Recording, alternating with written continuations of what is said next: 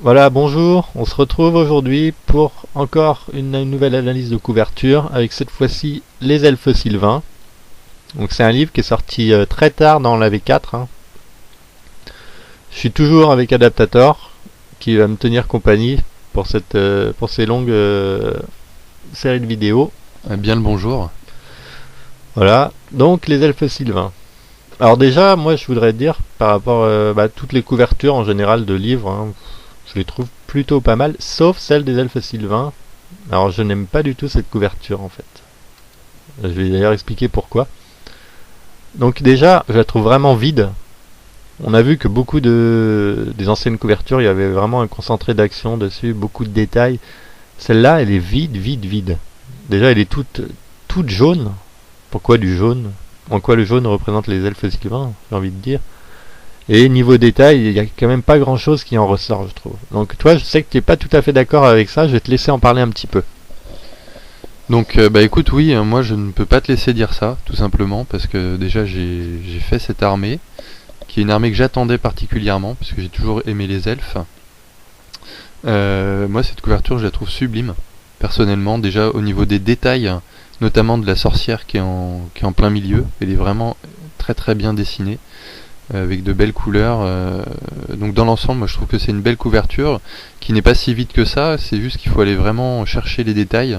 Et puis les elfes sylvains sont une armée qui représente le fait de se cacher dans la forêt. Et c'est plus ou moins cohérent qu'ils ne se dévoilent pas complètement sur cette couverture. On peut distinguer justement des ombres un petit peu dans cette forêt. Et le jaune, c'est pour le côté fantastique de cette forêt de Lorraine qui est très mystérieuse et mystique. Alors là, je suis d'accord avec toi, c'est vrai, pour cette histoire d'elfes qui se cachent dans les forêts. Là, si on regarde déjà sur la gauche, en gros, sur toute la hauteur de la gauche en partant du bas, si on analyse bien, donc au début, tout en bas, on voit un archer, elfe sylvain, qui est assez clair. En remontant, on en voit un second qui commence à être un petit peu décoloré, toujours un peu vert, mais vert-jaune. Et plus on remonte, en fait, plus on a affaire à des silhouettes qui deviennent de moins en moins claires jusqu'en haut, en fait. Qu'est-ce que t'en penses? Oui, bah c'est ce que je te disais, écoute, bon, c'est vrai qu'on peut reprocher peut-être le manque de variété au niveau de ces personnages qui se ressemblent un petit peu tous, encapuchonnés, mais ça ne nuit pas à la beauté de la couverture. Bon, c'est vrai on peut voir un danseur de guerre en bas à droite, et juste à côté de lui, on dirait le même en fait, donc ça c'est pas super, mais heureusement on le voit pas trop. Voilà. Ouais, c'est vrai que, alors oui, les danseurs de guerre. Ouais, on en voit un en bas qui est vraiment détaillé. À sa droite, un autre qui semble habillé en rouge, mais on dirait qu'il a exactement la même tête. Et à la gauche de celui-là, on aperçoit une ombre d'un autre qui a encore exactement la même tête. On dirait qu'ils ont repris 3 fois la même tête. Donc ça, c'est vrai que je le trouve un petit peu simpliste en fait, moi, par rapport à ça, la couverture. Donc sinon, pour nous rappeler que c'est les elfes sylvains, il y a quand même cette bûche. Et tout en bas, là, au premier plan, cette bûche qui sert de piédestal pour le sorcier. J'aurais pas dit mieux. Donc voilà, le sorcier qui, comme tu disais, la magie de la forêt de Lorraine est aussi représentée par les lumières, en fait. Je pense au blanc qui sort de sa main et puis les orbes blancs qui l'entourent aussi.